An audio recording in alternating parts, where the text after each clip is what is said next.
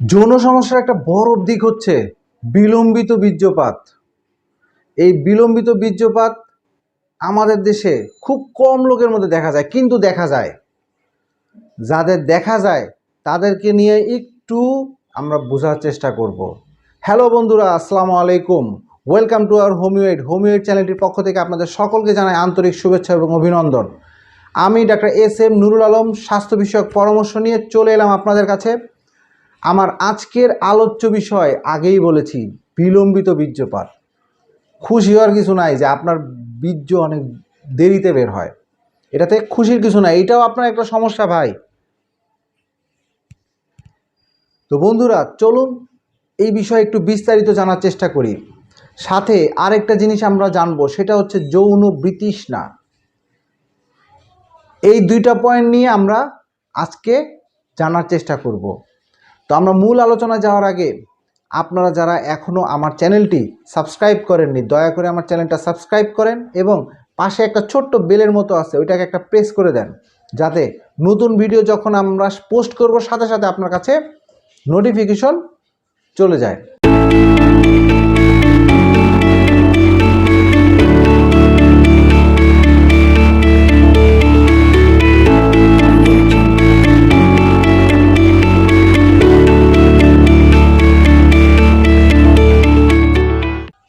বিলম্বিত বীর্যপাত এটা পুরুষের এমন একটা সমস্যা যেখানে দীর্ঘক্ষণ যৌন সঙ্গম করার ফলেও বীর্যপাত করতে পারে না বা বীর্যপাত হয় না। এমনকি 25 মিনিট 30 মিনিট, আমি এমনও রোগী পাইছি যে 1 ঘন্টা পর্যন্ত সে সেক্স করছে কিন্তু বীর্য বের হয় না। কেমন একটা বাজে সিচুয়েশন না? তার স্ত্রীকে এতক্ষণ তাকে তার চাহিদা পূরণ করা সম্ভব না, এমনকি তার শক্তিও তো থাকতে হবে। তাহলে এটা কিন্তু একটা সমস্যা, যদিও এই সমস্যাগুলো খুব কম মানুষের মধ্যে দেখা যায়। এই সমস্যা যখন হবে, পুরুষ কখনো ক্লাইম্যাক্স বা চরম পুরক লাভ করতে পারে না। মানে ক্লাইম্যাক্স মানে কি? ওই যে বাংলা সিনেমা দেখতাম না আমরা, বাংলা সিনেমার মধ্যে শেষে যে পুলিশ এসে কইতো হ্যান্ডস আপ, সবাই পিস্তল, গুলি করবেন না, আইন নিজের হাতে তুলে নেবেন না, এই ধরনের একটা ডায়লগ মারতো না। বিষয়টা এরকম আর কি, কোনো ক্লাইম্যাক্স নাই, নায়ক নায়িকার কোনো ক্লাইম্যাক্স নাই, ক্লাইম্যাক্স ওখানেই শেষ, কারণ তার তো বীর্যই বের হয় না, তাহলে ক্লাইম্যাক্স হবে কেন? এই অবস্থায় পুরুষের মধ্যে যদি 6 মাস বা তার বেশি থাকে, তাহলে অবশ্যই আপনাকে চিকিৎসকের পরামর্শ নিতে হবে। এটাও এক ধরনের কি বলে, মনের সমস্যা। তার মানে এখানেও আপনাকে সাইকোলজিক্যাল ট্রিটমেন্ট দিতে হবে। আসলে ভাই, যৌন ব্যাপারটাই পুরোটাই সাইকোলজিক্যাল, ঠিক আছে? শারীরিক বা অন্যান্য পার্শ্ব প্রতিক্রিয়ার কারণে যেটা হয় সেটার থেকে মানসিকটাই বেশি, কারণ আমরা প্রত্যেকটা মানুষই এত বেশি ডিপ্রেশনে থাকি, যার কারণে এই সমস্যাগুলো হয়। লক্ষণগুলো এক একজনের এক একভাবে প্রকাশ পায়, যদিও এই লক্ষণটা আমি আজকে এখন যেটা বলতেছি, বিলম্বিত যে অর্গাজম, সেটা খুব কম মানুষের মধ্যে পাওয়া যায়। আর এই সমস্যা কারণে আমাদের দেশে সামাজিকভাবে নানা ধরনের বিপর্যয় ঘটতেছে, এমনকি তালাক পর্যন্ত হয়ে যায়। এটা যদি সঠিকভাবে চিকিৎসা আপনি নিতে না পারেন, তাহলে কিন্তু খুবই খুবই ক্ষতি হয়ে যাবে। যৌন বিতৃষ্ণা দ্বিতীয় পয়েন্ট, বিতৃষ্ণা। এটা বললেই তো বোঝা যাচ্ছে বিতৃষ্ণা মানে কি। আমার ভিতরে ওইটার প্রতি কোনো তৃষ্ণা আসে না, মানে পিপাসা। আমি তৃষ্ণা না বলে যদি পিপাসা বলি, আমরা বলি না পানির পিপাসা, জুসের পিপাসা, যৌনরও একটা পিপাসা আছে, সেই পিপাসাটা আসে না, সৃষ্টি হয় না। এখানে পুরুষের মধ্যে যৌন কাজের প্রতি মারাত্মক অনীহা চলে আসে। দূর দূর দূর দূর, এইসব কাজ আমি করি না। মাসে 1 দিনও আসে না, 2 দিনও আসে না। একটা মানুষের কাছে যদি তার বউ, তো যৌন চাহিদা তার বউর আছে, তার নাই, বা বউয়ের নাই তার আছে, তাহলে আলটিমেটলি কি হবে? সংসার থাকবে? ভেঙে যাবে। সে কি করবে? হয় বউ হলে পরকীয়া করবে, হাজব্যান্ড হলে সেও পরকীয়া করবে, অর্থাৎ বাজে জায়গায় যাবে। যৌন কাজের বা যৌন সঙ্গমের প্রতি অনীহা, ঘৃণা, অপমান, লজ্জা আত্মসম্মানের সঙ্গে জড়িত থাকে। এই বিতৃষ্ণা বা অনীহা যে কোনো স্পেসিফিক কাজ, যেমন ওরাল সেক্স, যোনিতে লিঙ্গ ঢুকানো নিয়ে হতে পারে।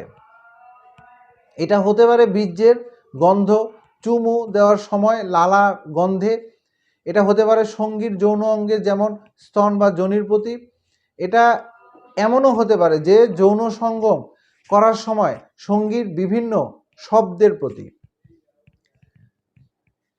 এই যে সমস্যাগুলো হচ্ছে, এটা কিন্তু এখন আপনি আপনার স্ত্রীকে কিস করবেন, কিস করার সময় মুখে গন্ধ, তার ভিতরে যৌন চাহিদা নষ্ট হয়ে যাবে।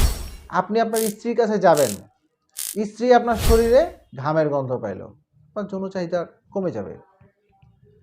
আপনি এই জন্য সবসময় রোমান্টিকভাবে স্ত্রীর কাছে যাওয়া উচিত। অর্থাৎ আপনার শরীরে যেন কোনো গন্ধ না থাকে, আপনার মুখে যেন কোনো গন্ধ না থাকে, আপনার চোখে যেন প্রকাশ পায় যে না আপনি আপনার স্ত্রীকে ভালোবাসেন বা চাচ্ছেন, আপনার মুখে যেন হাসি থাকে, তাহলে আপনার স্ত্রীর সাথে আপনার মেলামেশাটা অনেক অনেক বেশি রোমাঞ্চকর হবে। যৌন বিরাগ পুরো যৌন কাজের প্রতিও হতে পারে, আবার হতে পারে নির্দিষ্ট কাজের প্রতি।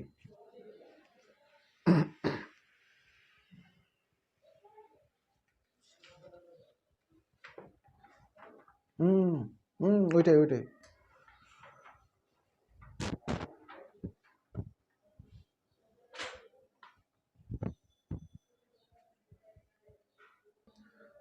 বন্ধুরা, এই যে যৌন যে সমস্যাগুলোর কথা আমি বললাম, এই সমস্যাগুলো কিন্তু প্রতিনিয়ত আমাদের সমাজে হচ্ছে, কিন্তু প্রকাশ হচ্ছে না, যার কারণে আমরা মনে করতেছি এটা রোগীর সংখ্যা আসলে কম। না, এটা রোগীর সংখ্যা অনেক বেশি।